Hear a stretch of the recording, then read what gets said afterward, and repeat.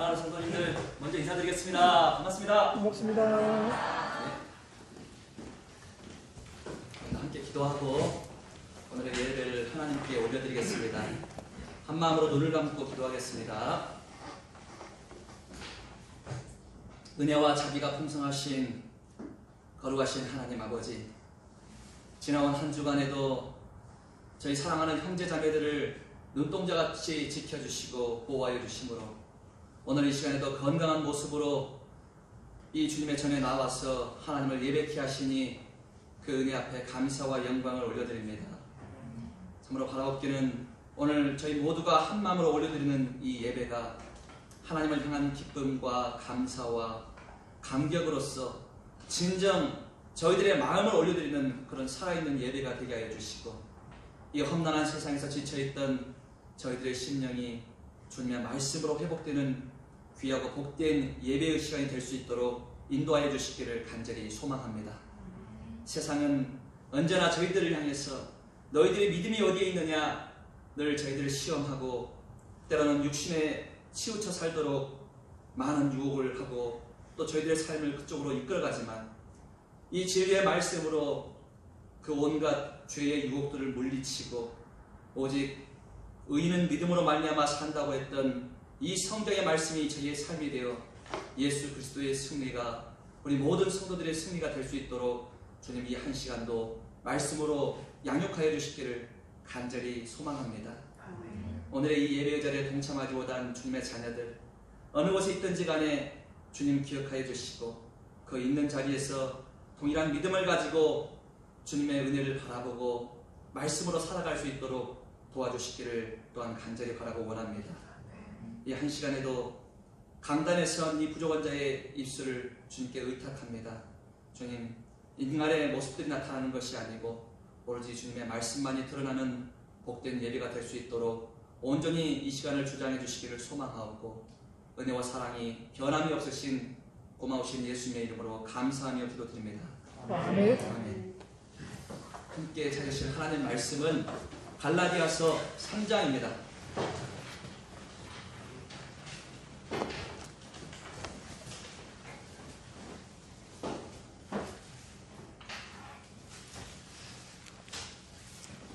갈라디아서 3장 말씀을 펴겠습니다. 3장 23절로 29절까지 말씀. 제가 한 절, 성도님들 한 절 교독해서 읽어올리도록 하겠습니다. 제가 먼저 읽습니다. 믿음이 오기 전에 우리가 율법 아래 메인바 되고 계시될 믿음의 때까지 갇혔느니라. 이같이 율법이 우리를 그리스도에게로 인도하는 모학 선생이 되어 우리로 하여금 믿음으로 말미암아 의롭다 함을 얻게 하려 함이니라. 믿음이 온 후로는 우리가 몽학 선생 아래 있지 아니하도다. 우리가 다 믿음으로 말미암아 그리스도 예수 안에서 하나님의 아들이 되었으니, 누구든지 그리스도와 합하여 침례를 받은 자는 그리스도로 옷 입었느니라. 너희는 유대인이나 헬라인이나 종이나 자주나 남자나 여자 없이 다 그리스도 예수 안에서 하나이니라. 29절 같이 읽습니다. 시작. 너희가 그리스도께 속한 자면 곧 아브라함의 자손이요 약속대로 유업을 이을 자니라. 아멘. 오늘 이 성경 말씀 27절의 세례라고 한 단어는 원어 그대로 침례라고 제가 읽었습니다. 성도님들 성경에는 세례라고 기록되어 있지만 원래 헬라어 원어를 보시면은 침례라고 기록하는 것이 옳은 표현입니다. 세례와 침례의 차이를 모르는 분도 계실까 봐서 간단하게 말씀을 드리면, 세례라는 단어는 약식으로 머리에다 물을 뿌리는 의식을 말하는 것이고, 침례라는 것은 완전히 물에 잠기는 하나의 행위를 말합니다. 그래서 완전 조금 있다가 다시 한번 설명을 드릴 것이고요. 오늘 이 귀한 말씀 성도님들과 함께 나누면서 성도는 어떤 삶으로 나아가야 하는 것인가, 그것을 함께 교제해보고자 합니다. 세상에는 신앙인이라는 표현이 있고 종교인이라는 표현이 있습니다. 자, 신앙과 종교라는 이 단어는 아마도 성도님들 많이 들어보셨을 거예요. 신앙인이라는 것은 다른 표현으로 그리스도인이라고 말할 수가 있습니다. 신앙인은 그리스도인이라고 표현하는 것이고, 종교인이라는 것은 그 종교를 믿고 다니는 사람들을 말하는 것이죠. 근데 이제 우리가 믿는 이 교회, 기독교를 단순히 하나의 종교적 차원에서 이해하고 접근하시는 분들 입장에서는 신앙인과 종교인이 별다른 차이가 없는 것으로 이해를 하곤 합니다. 그런데 신앙인과 종교인은 확실히 다른 차이점이 있습니다. 신앙인은 무엇입니까? 신앙인은 살아계신 하나님과의 깊은 관계 속으로 들어가는 사람들을 말합니다. 종교인의 차원에서는 절대 가능하지 못한 일이에요. 신앙인은 진정 살아계시는 주님과의 관계 속으로 들어가는, 사랑의 관계 속으로 들어가는 것을 말합니다. 근데 안타깝게도 단일 민족으로는 가장 많은 비율로 이 기독교를 믿고 있다고 하는 우리나라가 대부분의 사람들이 종교적 삶을 살고 종교인의 삶의 방식대로 살아가고 있다는 것입니다. 행위적으로 봤을 때는 잘 믿는 것 같아 보이고, 잘 예배하는 것 같아 보이고, 열심히 사는 것 같아 보여도 그 모든 삶이 종교적인 행위에서 그치는 경우가 허다하다는 것입니다. 제가 이제 상담을 하다가도 그런 케이스들을 종종 만나곤 합니다. 교회에 오랫동안 다니셨던 분들을 만나기도 하는데, 그런 분들의 삶의 겉모습만 보면은 별 차이가 없어 보이고, 어떤 면에서는 훨씬 나은 면도 있다는 것이에요. 날마다 새벽 기도를 갑니다. 주일 예배를 한 번도 빠지지 않습니다. 헌금도 열심히 합니다. 모든 면에서 껍데기, 외형만 봤을 때는 신앙인 같아 보인다는 거예요. 거기다가 구제 같은 것도 하고 많은 봉사활동도 한다는 거예요. 근데 그들은 그 내면의 마음의 상태를 보면은 전혀 신앙인이 아니라는 것입니다. 그런 큰 차이가 있어요. 반면에 거듭난 성도들 가운데서도 신앙인이 되었음에도 불구하고 종교적 차원에서 머무는 분들도 생각보다 많습니다. 그러니까 외형적인 것만 봤을 때는 정말로 하나님과 깊은 사귐의 관계 속에서 살아가는 것처럼 보이지만, 실제 그 내면에서는 굉장히 많은 우울감이 있고 인간적인 고뇌가 있고 괴로움의 삶이 있다는 거예요. 누리지를 못한다는 것이죠. 신앙인다운 모습. 그래서 우리가 진정으로 거듭난 성도가 맞다면 우리는 이 종교적 차원의 단계를 넘어서서 신앙인의 삶으로 나아가고 그 안에서 기쁨과 자유함을 누리는 그런 삶을 살아야 하는 것이 마땅합니다. 오늘 우리가 함께 마주한 이 본문을 보시면은 굉장히 종교적 차원을 잘 설명할 수 있는 대표 주자들이 유대인들이죠. 유대인들의 그 외적인 율법을 추구했던 형태들의 모습들이 조금 기록이 되어 있습니다. 이 당시에 유대인들이 추구했던 가장 이상적인 삶, 그들이 추구했던 가장 큰 목표는 뭐였냐면 하나님의 법인 율법을 철저히 지키는 삶이었어요. 율법을 열심히 지키는 그 행위를 통해서 하나님에게 인정받고자 했고, 그리고 그것이 하나님이 보실 때에 잘하는 행동이라고 여겼습니다. 그래서 열심히 율법을 지키는 삶을 살았죠. 안식일을 철저히 지킵니다. 그들은 난지 8일 만에 할례를 행했습니다. 그리고 구제도 하고 여러 가지 면에서 하나님을 향한 외적인 제사, 예배의 삶도 열심히 살았어요. 그러니까 형태만 보면 완전히 경건한 삶인데 문제는 뭐냐면 그들 중심의 마음이었어요. 마음은 전혀 하나님께 나아가는 삶이었습니다. 하나님과의 깊은 관계 속으로 들어가지 못하고 껍데기의 열심을 무진장 추구하면서 살았다는 거예요.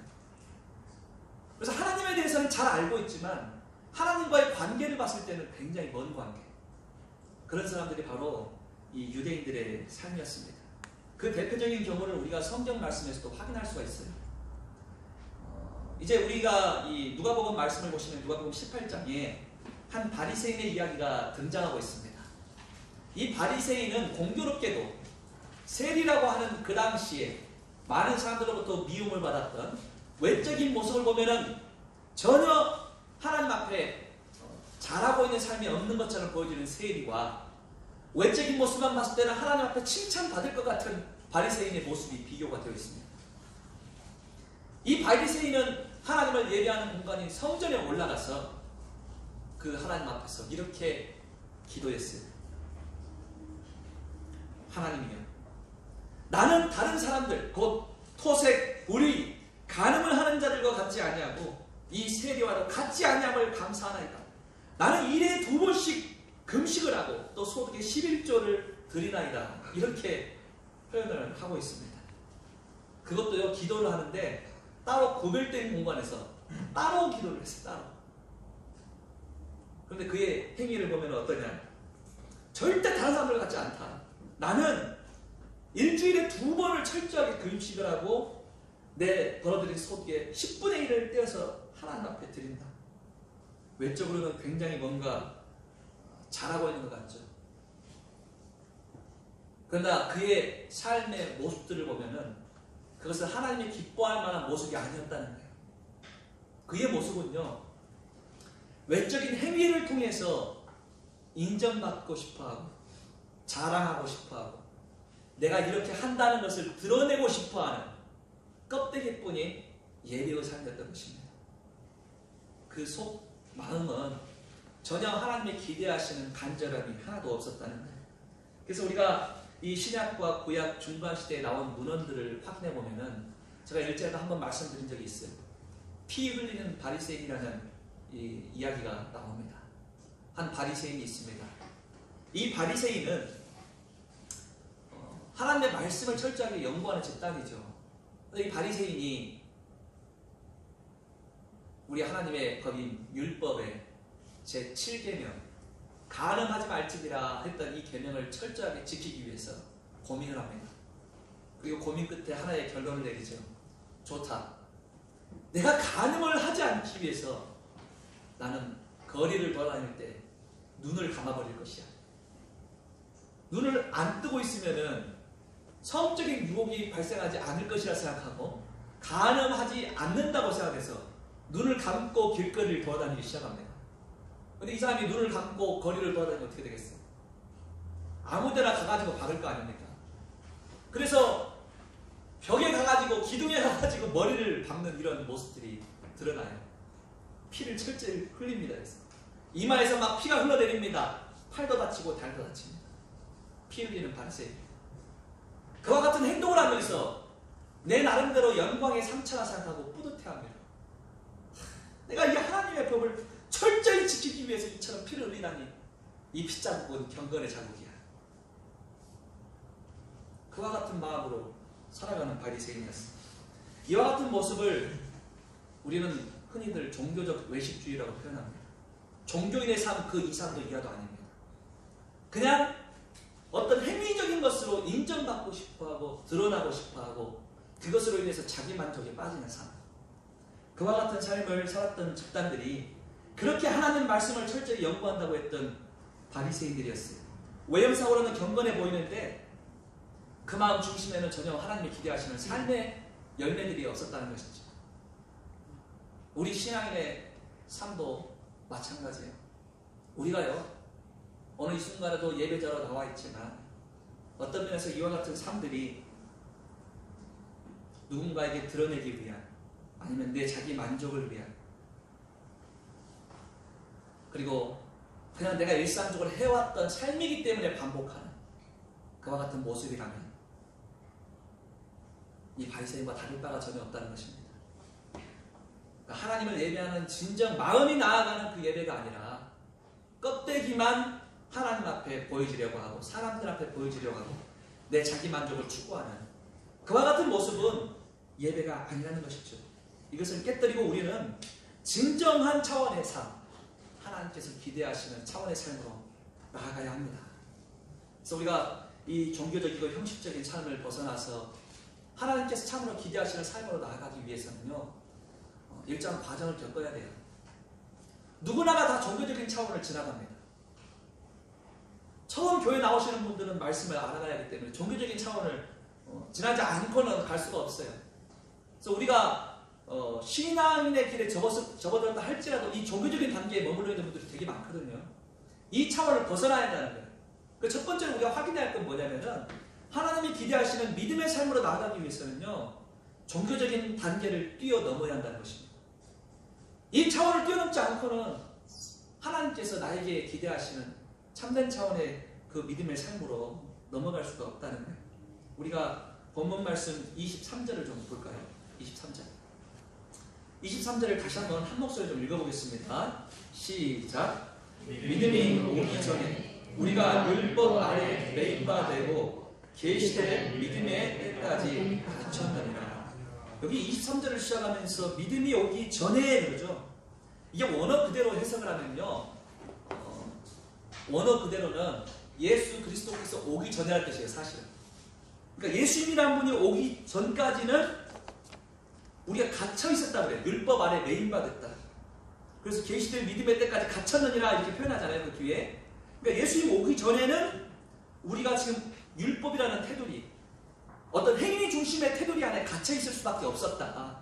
다시 말해서 구약시대의 사람들을 이야기하죠. 구약시대 사람들은 구원자 메시아가 오지 않았기 때문에 그냥 율법의 삶에 갇혀 있는 거예요. 행동을 해야만 하는 거예요. 내 행위로 나아갈 수밖에 없는 그 삶에 갇혀 있었다는 거죠. 근데 이게 신약시대에 넘어와서 오늘 우리들의 삶에 적용하면요, 개인적인 차원에서 이 믿음이 오기 전이라는 것은 예수님을 진정으로 내 마음 가운데 모셔드리기 전, 그 단계겠죠. 예수님을 내가 믿음으로 받아들이기 전, 예수님을 알기 전의 단계. 오늘 교회 울타리 안에 있다 할지라도 예수님이 나를 위해서 무슨 일을 하셨는가를 모른다면 바로 이 단계입니다. 종교적 차원의 단계. 우리가 오늘 이 현장에 함께 참여하지만 예수님께서 나를 위해 하신 일을 구체적으로 알지 못한다면 이 종교적인 단계에 머물러 있는 거예요. 믿음이 오기 전의 단계입니다. 이 단계의 특징은 뭐냐면은 이 23절에 기록된 것처럼 매인받은 삶입니다. 매인받은 삶. 쉽게 표현해서 율법이라고 하는 쇠창살에 갇혀있는 삶이에요. 자, 세상에 있는 종교인들을 보십시오. 저마다의 나름대로의 많은 종교가 있지 않습니까? 불교고 불교고 다양한 종교들이 있겠죠. 그런데 그 종교인들의 특징이 뭐냐면은 나름대로의 계율이 있습니다. 지켜야 하는 법들. 그 종교만의 테두리 안에서 지켜야 하는 생활이 있어요. 그 생활에 어떤 면에서 심한 분들은 강박 증상이 있을 정도로 거기에 갇혀 있습니다. 이렇게 지키며 살아야 돼. 선행을 하며 살아야 돼. 이와 같은 법이 있어. 이것을 꼭 지켜야 돼. 저 멀리 뭐 인도나 아니면 더 그 근처에 가보면 어떤 행위가 있냐면 고행을 안 되죠. 고행. 자기 몸을 채찍질합니다. 채찍질 해가지고 이렇게 살면 안 돼. 어떻게 해서든지 나를 깨부수고 내 삶의 이 더러운 것들을 없애버려야 돼. 나를 막 채찍질해. 옆에 사람 보고 나를 좀 때려주라.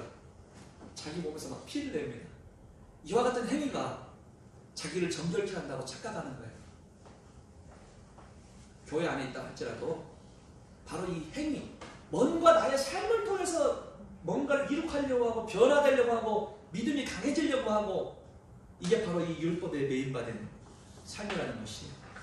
우리가 실제로 보시면은 이 대표적인 사람이 바로 갈라디아서라는 이 말씀의 서신을 기록한 바울의 경우를 보면 확인할 수가 있습니다. 바울은요, 스스로가 빌립보서에 말하기를 나는 바리새인 중에 바리새인이었다고 표현을 하고 있습니다. 바리새인들은요, 율법학자입니다. 율법학자.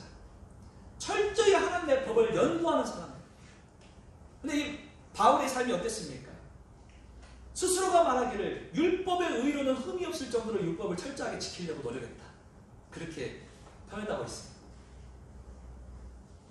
그러니까 하나님의 법을 지키려고 하는 행위로서 하나님께 인정받으려고 했던 사람이 바울이었죠. 이 바울의 삶은 행복했느냐? 전혀 그렇지 않았습니다. 그는요, 이 율법을 지키기 위해서 너무나도 고단한 삶을 살았어요. 그 결과물을 보면 되게 악했습니다. 철저히 예수를 믿는 그리스도인들을 핍박하고 잡아서 감옥에 가두고 더러는 죽이는 데 동참까지 했던 사람이 바울입니다. 그의 삶에는 종교적인 감옥이 있었어요. 감옥. 그것을 넘어서지를 못한 것입니다. 그러니까 어떤 행동을 통해서 인정받으려고 했기 때문에 이 율법을 지키려는 쇠창살 안에 갇혀 있었던 거예요. 오늘 이 23절에 기고한 것처럼 율법 아래 매인바 되었던 사람이 바로 바울이었습니다. 그래서 우리가 교회에서 예배 생활을 한다고 해도 이 어떤 종교적인 차원의 테두리 안에 머물러 있어버리면요, 마음에 참된 쉼도 없고 안식도 없고 기쁨도 없습니다. 내가 그냥 해야만 하는 의무처럼 여겨져 버려요. 의무. 일요일이 되면은 교회를 나아가야 돼. 나오라고 했으니까 나가야 돼. 그리고 난 나가야만 해. 자원하는 마음이 사라져버려요. 강제로 나갑니다. 강제로. 억지로. 교회 나오는 것도 억지고. 기도해야 한다니까 남들 기도하니까 같이 기도하고. 다 의무감에 하게 되는 그런 행동들로 나타날 수가 있어요. 이 예배를 출석하는 행위뿐만 아니고 또 우리가 이제 월요일부터 금요일까지 새벽 기도를 하지 않습니까? 새벽 기도를 해도 동참은 하지만, 물론 동참 안 하시는 분도 계시지만 동참하는 게 어딥니까? 동참을 해도 그것이 알고 보니까 내 나름대로 율법이 되어버리는 거예요. 그래가지고 의무감에 참여를 하게 될 수가 있습니다. 자칫하면 6시부터 6시 15분까지 하라니까 참여하자. 출근 도장 딱 찍죠. 샬롬. 그리고 그냥 오늘도 동참했어로 만족해버린다면 이게 바로 종교적인 차원입니다. 우리가 새벽 기도를 왜 합니까? 기도의 대상자가 너무 많은 거예요. 이 교회를 위한 기도, 나와 내 가족을 위한 기도, 많은 주변에 이루어진 자들을 위한 기도. 그 기도를 누구한테 드리죠? 하나님께 드리는 거지 않습니까? 이 하나님께 드리는 나의 마음이 삭제돼 버리고 그냥 껍데기만 매너리즘에 빠져가지고 어제 했던 기도가 동일하게 로봇같이 나오는 기도라면 이것은 종교적인 차원의 기도가 되는 것이겠죠. 그러니까 우리가 이런 차원들을 계속해서 깨부수고 믿음의 차원으로 나아가야 한다는 거예요. 누군가는 금식을 하면서 기도해야 할 일이 있을 수 있습니다. 마치 아까 확인했던 이 바리새인과 같이 나는 1회에 2번 금식한다고 했지 않습니까? 하나님 앞에 금식을 하면서 기도 한번 해봐야겠다. 금식도 나중에는 의무감에 또 자기 만족에 해버리는 경우가 있습니다. 내 만족감. 금식하면서 기도했으니까 뭔가 된 것 같다. 자기 만족에 빠져버릴 수가 있다는 거예요. 우리 성도들도 우리 주님께 받은 은혜가 너무나도 귀하기 때문에 또 귀한 본인이 열심히 땀 흘려 번 그 수고해서 번 돈을 또 교회 안에 헌금을 하고 복음을 전하는 데 쓰기 위해서 헌금하고 다양한 또 그런 것들을 위해서 내 개인의 11조를 드리는 성도들이 있지 않습니까? 근데 이 11조라는 것도요, 자칫하면은 의무감에 할 수가 있고 사람에게 보이기 위해 할 수가 있습니다. 또 자기 만족에 빠져갖고 하는 경우도 있어요. 내가 이만큼 했다. 의무적으로 나만 안 하면 안 되니까 어쩔 수 없지. 의무적으로. 우리가 이 헌금을 왜 합니까?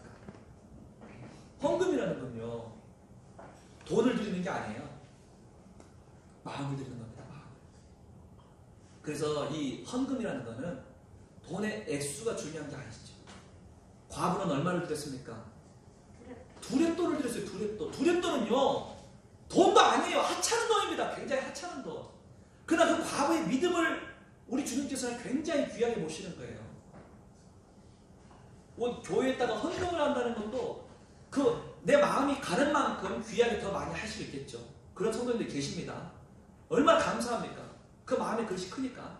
다만 액수를 떠나서 그 마음이 하나님께 가는 것을 하나님 보는 거예요. 우리가 이게 신앙의 차원과 종교적 차원을 구분해야 한다는 것입니다. 우리 교회 안에서 활동하는 모든 것들이 내 의무감이고 어쩔 수 없이 끌려가는 행위가 된다면은 머물러 있어요. 어디에? 종교적인 단계에 머물러 있는 겁니다. 이거를 넘어서야 한다는 거예요. 마음의 차원. 우리 주님께서 내 중심을 보신다는데 내 마음의 진정 예배자인가? 진정으로 기도하는 사람인가? 이것을 하나님께서 본다는 것이겠죠. 그래서 우리가 종교적인 단계를 뛰어넘어서 어느 단계로 나아가냐면 바로 믿음의 차원의 단계로 나아가야 합니다. 믿음. 이게 참된 신앙의 시작점이에요. 시작점. 믿음의 차원. 행동이 아니라 믿음으로 가는 것입니다. 그러니까 거듭나기 전의 삶은 행위 중심의 삶이라고 본다면은 진짜 주님의 자녀가 된 삶은 믿음의 삶이에요. 거듭나기 전의 삶, 행위의 삶이 율법주의적인 삶이라면 거듭난 이후의 믿음의 삶은 은혜주의적인 삶입니다. 우리가 이제 이것을 확인해 볼 수가 있는데 본문 25절부터 26절 말씀을 한번 봐보겠습니다. 25절부터 26절에 또 반대편의 측면이 나오죠. 23절과 다른 시작점이 있습니다. 23절 시작을 어떻게 했었죠? 믿음이 오기 전에 그러죠. 25절은 시작을 어떻게 합니까? 믿음이 온 후로는. 이게 바로 이제 출발점이에요. 출발점. 믿음의 출발점입니다. 이 믿음이 온 후로는 우리가 몽학선생 아래 있지 아니하노다. 너희가 다 믿음으로 말미암아 그리스도 예수 안에서 하나님의 아들이 되었다. 하나님 자녀가 되었다 그러잖아요. 지금 25절에 믿음이 온 후로는 우리가 몽학선생 아래 있지 아니하노다 했어요. 이 몽학선생이 무엇이냐? 바로 24절에서 그것이 무엇인지를 설명하고 있습니다. 이같이 율법이 우리를 그리스도에게로 인도하는 무엇이 됐다 그래요? 몽학선생이 되었다. 다시 말해서 이 몽학선생은 율법입니다. 그러니까 아마 우리 이 자리에 참석하신 분들 가운데 몽학선생이 뭐야? 이런 분들 계실 수 있죠. 몽학선생이 뭐냐면요, 지금 이 말씀이 기록될 당시에 종과 주인들이 있었어요. 신분의 차이가 좀 있었습니다. 주인이 내 자녀를 잘 가르칠 수 있는 종을 두는 경우들이 있었어요. 바로 그 종이 몽학선생입니다. 그래서 내 자녀를 어린 나이에 잘 가르칠 수 있는 종을 두는 것이에요. 몽학선생이라는 종이 돈 많은 집 주인의 자녀들을 이렇게 케어를 했습니다. 가르쳤어요. 키웠어요. 지금 율법의 역할이 뭐냐면은 그거래요. 알려주는 겁니다. 알려주는 거. 가르치는 거예요. 우리에게. 무엇을 가르치느냐? 너 행동을 하는 그것은 틀렸어. 너는 안 돼. 그걸 가르치는. 우리가 안 된다는 걸 가르치는 것이 하나님의 법입니다. 우리가 아무리 행위를 통해서 주님께 나아가려고 해도요, 그것은 안 된다는 거예요. 그래서 우리가 로마서 3장 20절 말씀 한번 찾아볼까요? 이 본문 잡아두시고 로마서 3장 20절 말씀을 한번 봐보겠습니다. 앞으로 조금 넘겨가지고 로마서 3장 20절 말씀 보겠습니다. 몽학선생은 가르치는 자입니다. 알려주는 자라고 했어요. 알려주는 자. 자, 23절을 같이 한번 읽어볼까요? 로마서 20절이죠. 로마 3장 20절 같이 한번 읽어보겠습니다. 시작. 그러므로 율법의 행위로 그의 앞에 의롭다 하심을 얻을 육체가 없나니 율법으로는 죄를 깨달음이니라. 아멘. 그렇죠. 지금 율법은 몽학선생 역할에서 그치는데 지금 율법이 무엇을 우리에게 알려주고 있습니까? 야, 너희는 행위로 의롭다 함을 얻을 수가 없어. 율법을 지키는 걸로는. 나 율법은 뭘 하냐면 너희들에게 네가 죄 있다는 걸 알려주는 것에 그치는 거야. 이것을 지금 이야기하고 있는 거예요. 그래서 다시 우리가 본문으로 돌아와서 25절 말씀을 다시 한번 봐보시면요.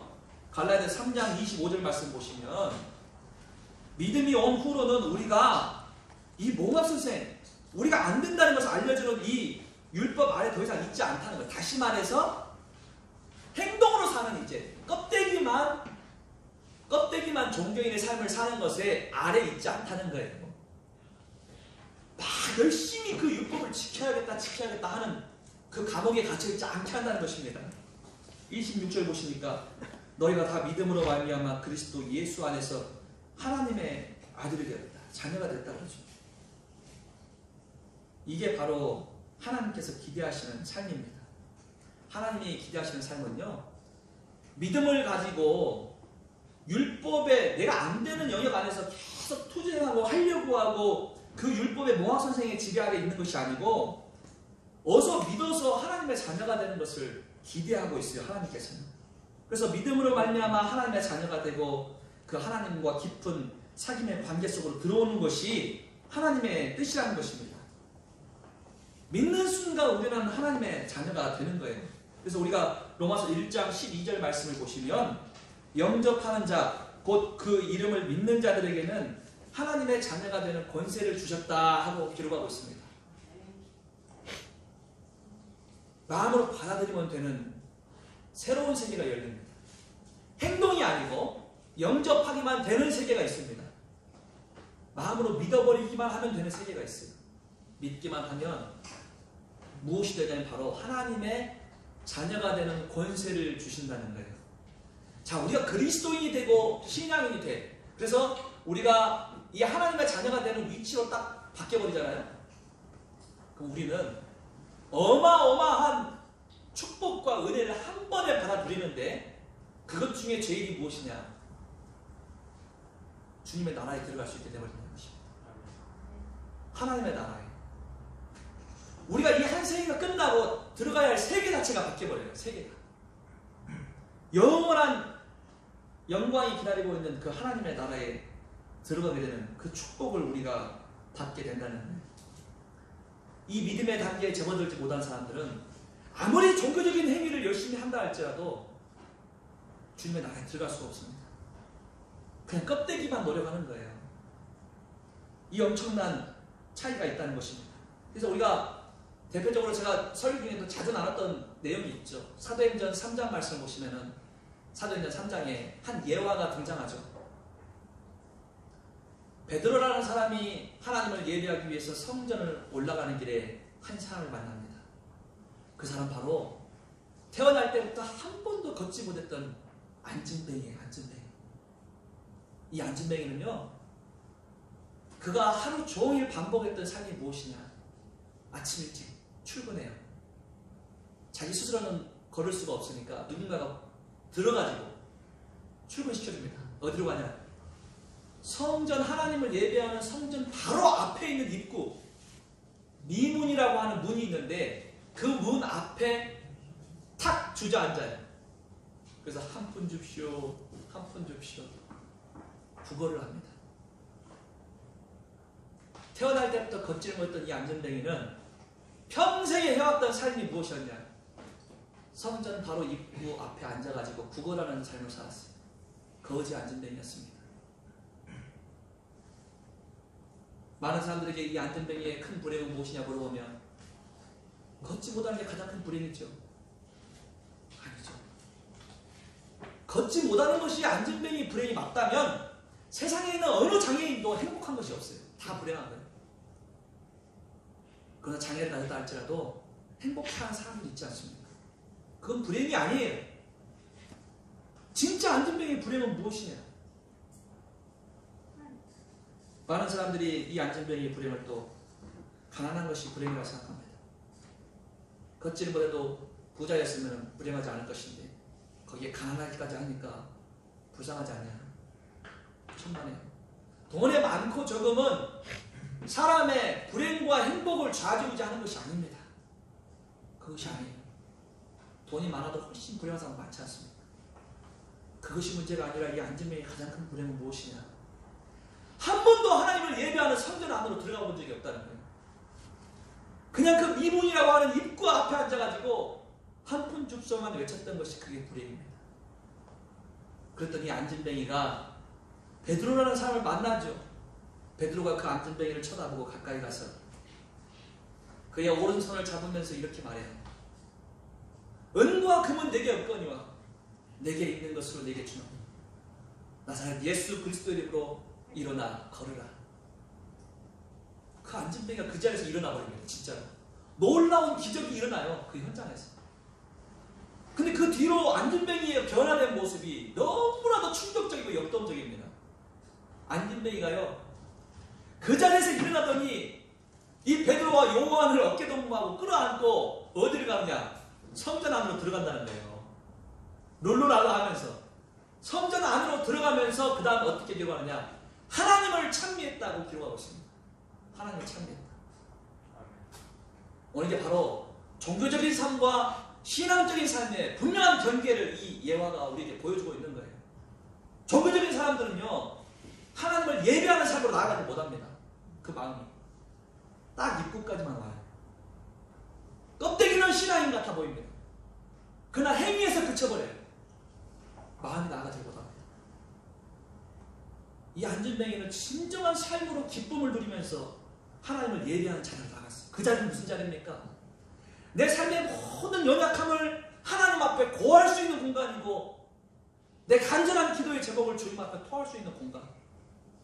그게 하나님을 예배하는 공간 아니겠어요? 이 안진뱅이가 자기 스스로 그렇게 나아갔다는 거예요. 스스로. 이게 바로 믿음의 단계입니다. 믿음이라는 것은 주님에 대한 전적인 신뢰를 가지고 내 인생의 모든 연약함과 걱정과 근심거리를 주님 앞에 맡겨버릴 수가 있다는 거예요. 맡긴다. 내 직장의 문제가, 내 사업의 문제가, 내 자녀의 문제가, 내 육신의 질병에 대한 문제가 맡기는 거예요. 주님께서 이루실 것을 믿음으로 맡기는 것입니다.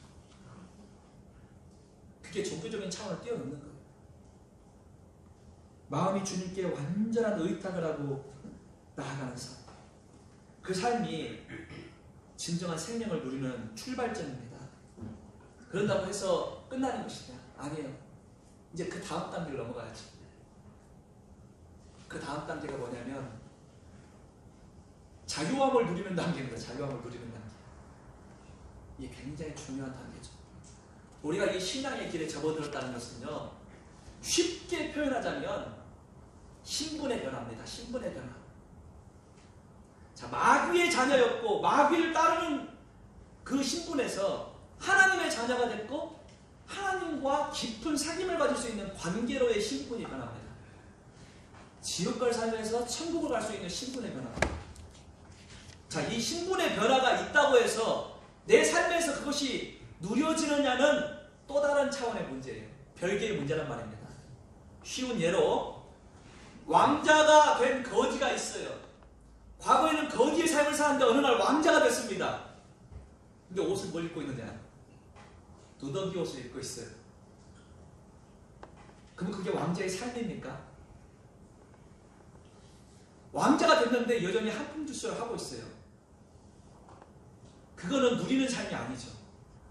신분은 변화됐다 할지라도 그 신분을 마음껏 누리는 것은 또 다른 차원이라는 거예요. 또 다른 차원. 오늘 성경은요, 우리가 믿음의 길에 들어서는 것은 출발점이요, 그 이후에 누리는 것은 또 다른 차원을 이야기하고 있습니다. 27절 말씀을 우리가 한번 같이 읽어보겠습니다. 27절 한 목소리 읽습니다. 시작. 누구든지 그리스도와 합하여 침례를 받은 자는 그리스도로 옷 입었느니라. 자, 보세요. 신분이 변했습니다. 그런데 우리가 무슨 옷을 입어야 돼요? 그리스도라는 옷을 입어야 하는 거예요. 과거에 내 옷을 입고 살면 안 된다는 것입니다. 내가 원래 입어왔던 옷, 원래 과거에 내 육신적인 옷, 이 옷을 입고 살면요, 육신의 근심 걱정이 똑같이 작용합니다. 육신의 행위가 똑같이 드러납니다. 이 옷이라는 게 참 기가 막힌 표현 아닙니까? 옷은 뭐예요? 보여지는 것이지 않습니까? 내 있는 그들의 모습이 보여지는 것인데, 내가 자녀된 사람인가, 하나님 자녀된 사람인가, 아니면 그렇지 않는 사람인가를 확실하게 드러내 보이는 하나의 방편이 옷이에요. 옷. 근데 내 옷을 그대로 입고 있어요. 분명히 그리스도 합하여 이 침례를 받은 자는 예수 그리스도라는 옷을 입어야 하는데 내 옷을 입고 있다면 그것은 누리지 못하고 있는 것이죠. 그러니까 예수님이라는 옷을 딱 입는다는 표현을 하는데 이 옷을 입으면 누리는 차원으로 나아가게 되는 거예요. 이 침례가 무엇이냐? 침례라는 것은 내가 죽었다는 것을 의미하지 않습니까? 내가 그리스도와 함께 십자가에 못 박혔나니 그런즉 이제는 내가 산 것이 아니요 내 안에 그리스도께서 사신 것이야. 이제 내가 육체 가운데 사는 것은 나를 사랑하사 나를 위하여 자기 몸을 버리신 하나님의 아들을 믿는 믿음 안에 사는 것이야. 내가 누구와 함께 죽었냐면 예수 그리스도와 함께 한번 죽은 적이 있다는 거예요. 우리 침례 예식을 보시면은 물속에 텅텅 담기지 않습니까? 내 머리카락 한 올도 남기지 않고 물속에 완전히 잠기는 게 침례 예식이에요. 이 침례라는 것은 무엇이냐? 이미 나는 죽어버렸다는 것입니다. 과거에 나는 온갖 육신의 근심 걱정으로 살고 있던 나, 내 마음대로 살고 있던 나, 죄로 가득 찼던 나는 이미 잠겨버렸다는 거예요. 끝났다. 그 물속에 갇혀 그대로 있나요? 아니죠. 침례라는 것은 잠그기만 하는 것이 아니고 다시 일어나지 않습니까? 누구와 함께 일어나느냐? 그리스도와 함께. 일어나면서요, 과거에 나는 없는 거예요. 내 옷을 봤더니 그리스도가 입혀져 있는 것입니다. 하나님께서 나를 보실 때 나를 죄인으로 보지 않고 모든 인생의 연약한 문제들이 해결된 하나님의 자녀로 보시듯이 나 또한 나를 봤을 때에 그리스도를 옷 입은 내 모습이 보여야 합니다. 진짜 예수님이 나를 덮는 그와 같은 길로 나아가야 돼요. 우리가 예수 그리스도로 옷 입는다는 것은 나의 온 인격과 내 생각과 내 마음, 내 모든 삶을 예수님이 다 덮고 있다는 것입니다. 완벽하게. 예수님이 덮고 있다는 건 뭐예요? 그분의 울타리 안에 내가 거하고 있다는 것입니다. 얼마나 큰 평안이 있겠습니까? 예수님이 나를 덮고 있다는데, 그분이 나를 안전하게 덮고 있다는데 얼마나 큰 평안이 우리 안에 있겠다는 거예요. 이걸 구체적으로 표현한다면 우리가 본문에도 좀 기록이 되어 있지만 골로새서 말씀을 좀 확인해 보겠습니다. 골로새서 말씀을 좀 뒤로 넘겨가지고 골로새서 말씀을 찾겠습니다. 조금만 더 넘기면 돼요. 에베소서, 빌립보서, 그 다음 골로새서 한번 넘겨보세요. 골로새서 3장 10절로 14절 말씀 함께 확인해 보겠습니다. 골로새서 3장 10절로 14절 말씀 보시면은 제가 한번 읽어보겠습니다. 10절 시작하면서 이렇게 읽어가죠. 새 사람을 뭐 했어요? 입었으니. 우리는요, 과거의 사람이 아니에요. 새 사람. 입었다는 것입니다. 입었으니 이는 자기를 창조하신 자의 형상을 조차 그 지식에까지 새롭게 하심을 받은 자니라. 지식, 내 내면에까지 완전히 새롭게 함을 받은 차원이라는 거예요. 11절 보시니 거기는 헬라인과 유대인이나 할레당과 모할레당이나 야인이나 스구디아인이나 종이나 자유인이 분별이 있을 수 없나니 오직 그리스도는 만유시요 만유 안에 계시느니라. 이 말씀 좀 이해하기 어려울 거예요. 조금 더 다시 설명하겠습니다. 12절 보시니까 그러므로 너희는 하나님의 택하신 거룩하고 사랑하신 자처럼 긍휼과 자비와 겸손과 온유와 오래 참음을 옷 입고 누가 네게 혐의가 있거든 서로 용납하여 피차 용서하되 주께서 너희를 용서하신 것과 같이 너희도 그리하고 이 모든 것 위에 사랑을 더하라. 이는 온전하게 매는 띠니라. 옷을 입는데 그 옷이 무엇이냐? 사랑의 옷이야. 긍휼의 옷입니다. 자비의 옷, 용서하는 옷이 입혀져 있는 거예요. 모든 겸손과 진리의 옷을 입는 것입니다. 이 모든 것을 하나로 합쳐가지고 그리스도로 옷 입는다고 표현하는 것이에요. 그리스도로 옷 입는 사람들은 이것이 될 수 있다는 것입니다. 그러나 나 자신이 그것을 할 수 있나요? 나는 안 돼요. 나는 힘이 없습니다. 우리는 뭔가를 해낼 수 있는 능력이 없는 거예요. 하나님 앞에서. 우리가 살아온 인생길에서 내가 뭔가 큰 성취를 맛보고 뭔가를 해낸 경험들이 많은 사람들, 그런 사람은 내가 뭔가 할 줄로 착각합니다. 천만의 말씀이 우리가 할 수 있는 건 없습니다. 우리가요 스스로 누군가를 용서할 수 있던가요? 용서하는 마음이 진짜 이루어집니까? 내 자신이? 안 돼요. 용서한다고 말로 표현할 수 있을지는 모르겠지만 마음속에서는 여전히 그 사람을 향한 정죄, 미워하는 마음이 작용합니다. 우리 내면에서 그것이 이루어지는 존재가 아니에요. 우리는 할 수가 없다는 것입니다. 그러나 오늘 이 골로새서가 이야기하는 것은 무엇이냐?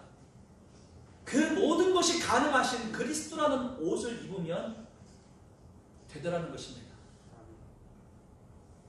예수 그리스도로 옷 입는 자는 도저히 용서할 수 없고 사랑할 수 없는 누군가를 사랑하게 될 수 있는 거예요. 내가 하는 것이 아니고 예수께서 그를 용서하고 사랑했다는 것을 내가 확인하는 것입니다. 나는 용서를 못해요. 그러나 그리스도는 그를 용서했다는 것입니다.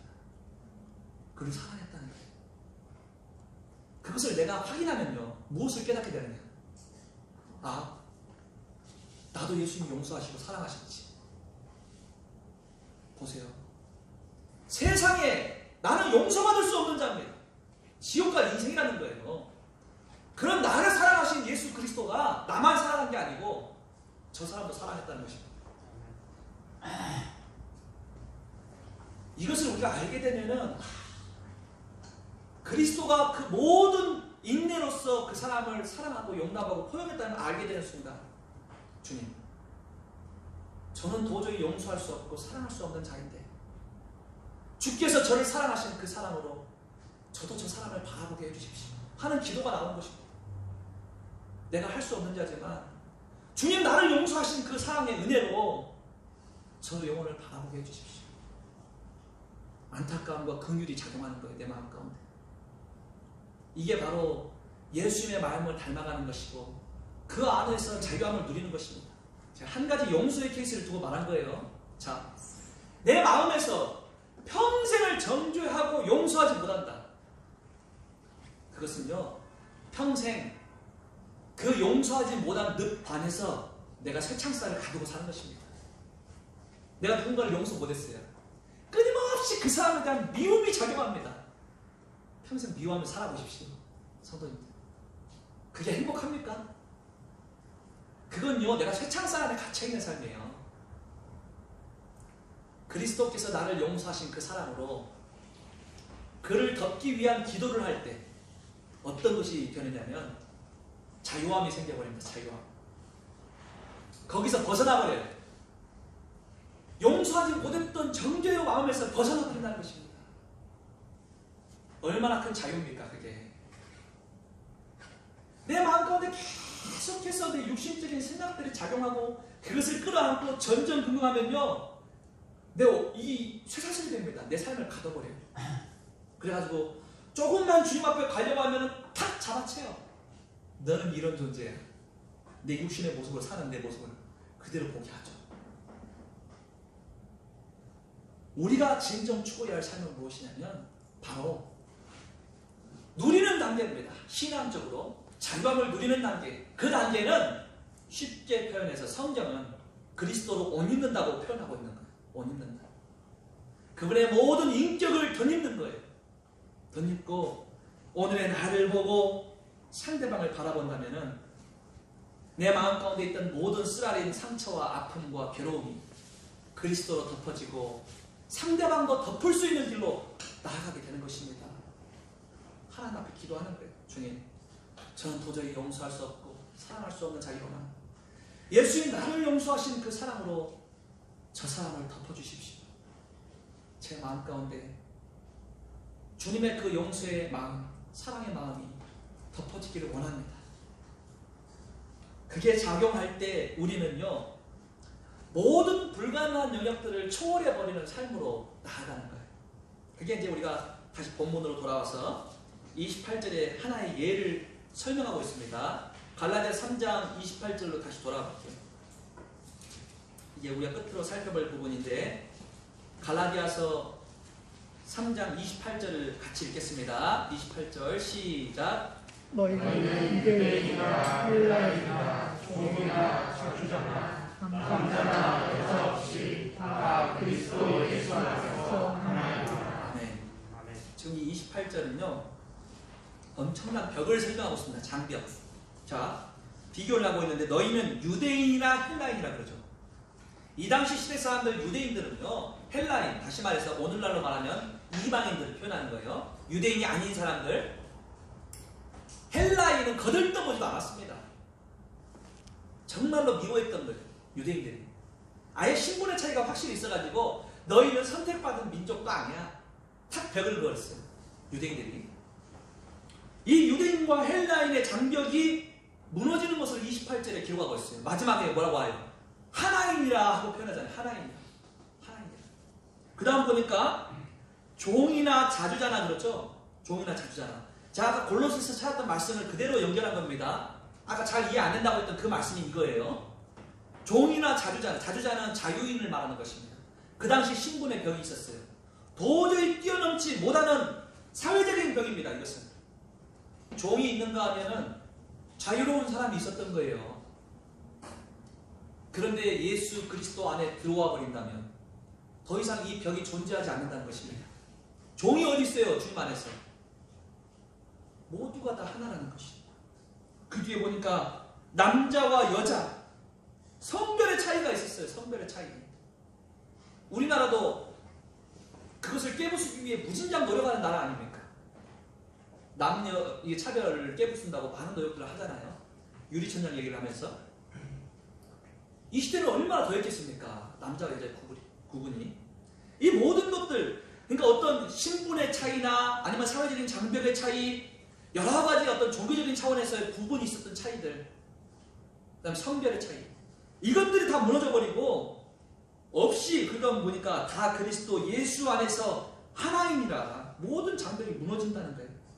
그러니까 우리를 가두고 있던 모든 이게 장벽들, 쇠창살이 다 무너져버리고 다 같이 이제 누리는 삶으로 나아가는 것입니다.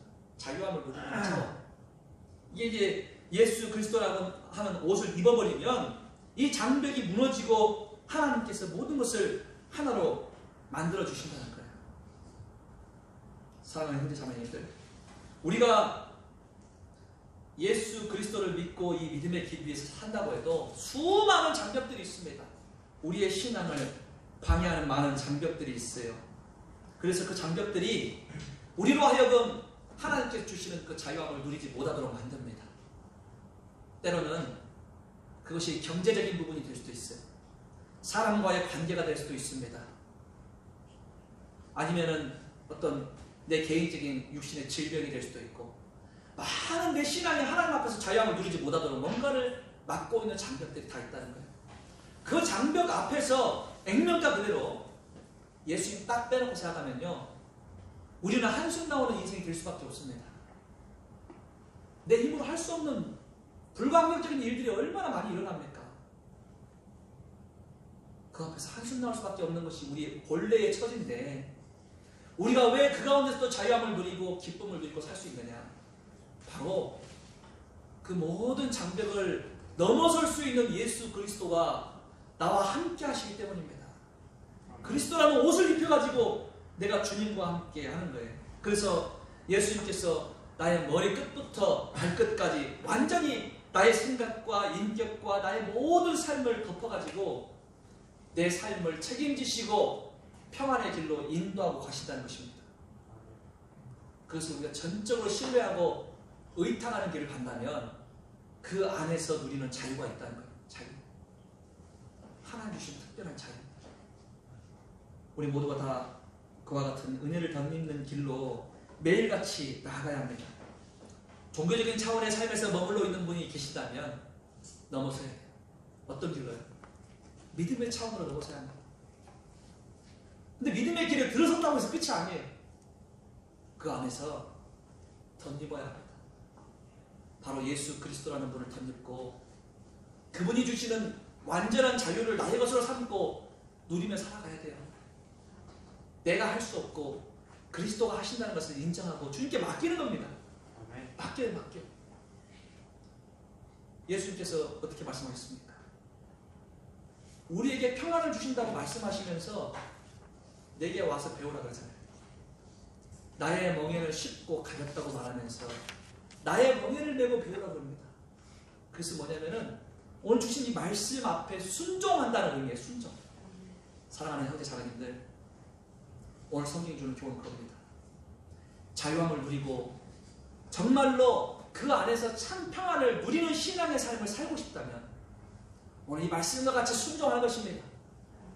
내가 아직 맡기지 못한 것을 주님께 맡기고 내려놓고 내가 할 수 없는 것을 주님께 기도하고 주님이 이루실 것을 신뢰하고 하루하루를 살아가는 것입니다.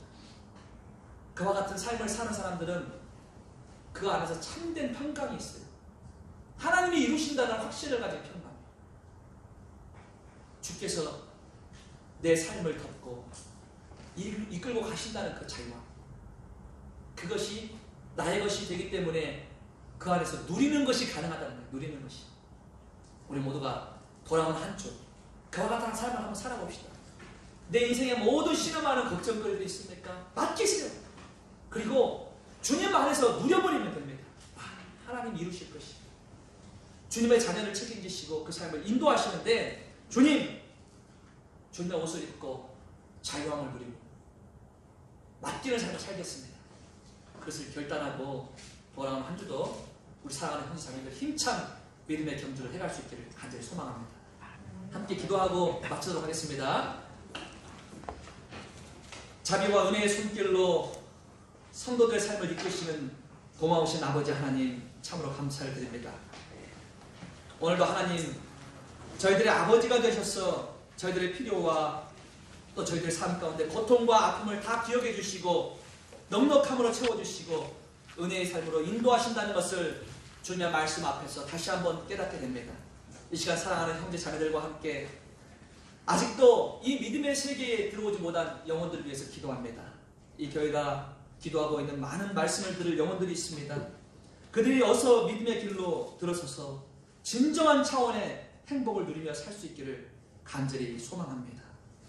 종교적인 삶을 뛰어넘어서 진정 예수 그리스도를 나의 믿음의 주인으로 받아들이고 그 안에서 믿음으로 주님 앞에 나아갈 수 있도록 우리가 기도하는 모든 영혼들이 거듭날 수 있도록 이 시간 주님께서 은혜를 더하여 주시고 저희들의 기도 위에서 하나님의 놀라운 역사를 일으켜 주시기를 간절히 소망합니다.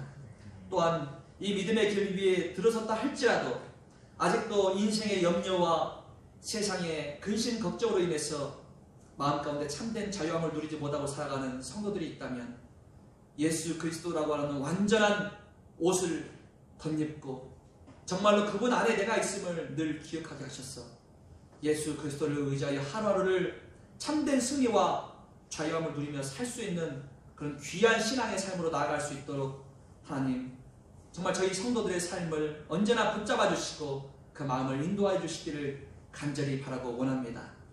또한 오늘 이 순간 여러 형편과 사정 가운데 이곳에 함께하지 못한 사랑하는 성도들 위에도 주님의 은혜를 부어주셔서 온전히 주님만을 바라보고 하루하루를 살아갈 수 있도록 도와주시기를 또한 간절히 원합니다. 육신의 질고와 인생의 시련으로 인해서 고난 중에 있는 성도들이 있습니다. 주님, 그들의 심령 가운데 주님의 말씀을 심겨주시고 그 말씀으로 인해서 위로받고 힘을 얻어서 고난 중에도 위로가 되시는 주님을 발견하고 그 어려움의 상황 속에서도 더욱 주님을 바라보고 달려나갈 수 있도록 그 성도들의 삶을 보살펴 주시고 친히 인도하여 주시기를 간절히 소망합니다. 오늘 이 예배 자리에 함께한 모든 성도들 새롭게 다가오는 한 주 또한 주님 안에서 자유함을 누리고 주님 안에 있음을 기뻐하는 귀한 하루하루가 될 수 있도록 성령의 능력으로 지키시고 인도하여 주시기를 간절히 소망하옵고